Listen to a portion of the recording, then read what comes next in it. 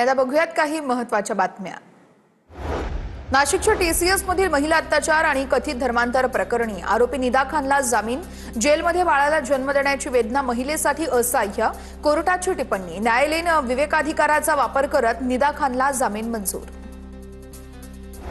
महाराष्ट्र एटीएसची राज्यभर मोठी कारवाई, अनेक ठिकाणी एकाच वेळेस छापे। पाकिस्तान स्थित गँगस्टर शहाबाज भट्टीसोबत संबंधांची आता यावेळेस चौकशी देखील करण्यात आली। मुंबई, ठाणे, नवी मुंबई, मीरा रोड, सांगली, सातारा आणि छत्रपती संभाजीनगर येथे धाडी टाकण्यात आल्यात।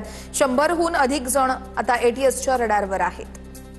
जालन्यामध्ये एटीएसची मोठी कारवाई आहे। 2 जणांना ताब्यात घेतल्याची विश्वसनीय सूत्रांची माहिती आहे। अंबड आणि भोकरदन तालुक्यातल्या दोघांना ताब्यात घेतलेले आहे। पाकिस्तानी गँगस्टर शहाजाद भट्टीच्या युजर आयडीशी संपर्क साधण्याचा प्रयत्न केल्याचा संशय आहे।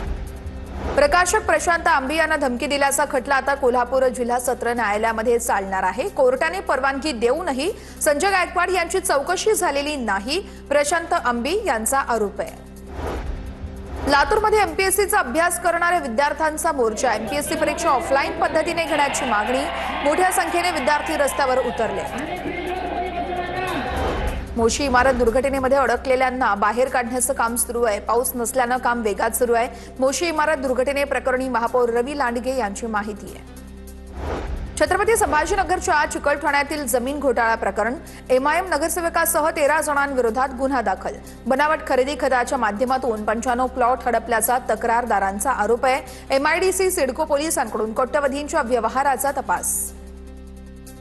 लातूरच्या महापौर आणि एका महिला डॉक्टरच्या संभाषणाचा कथित व्हिडिओ व्हायरल। अवंतीनगर भागातील मनपा दवाखान्यामध्ये महापौरांकडून पाहणी। डॉक्टरांनी महापौरांना मी कामात आहे, निवांत बसलेली नाही अशा भाषेमध्ये उत्तर दिलं। नागपूरच्या कामठी रोडवरील इंदौर नमकीन दुकानावरती अन्न आणि औषध प्रशासनाची धडक कारवाई। तपासणीमध्ये बुरशी लागलेली मावा बर्फी, मुदतबाह्य मिल्क केक आढळलेला आहे। आस्थापनेचा परवाना पुढील आदेशापर्यंत निलंबित करण्यात आलाय।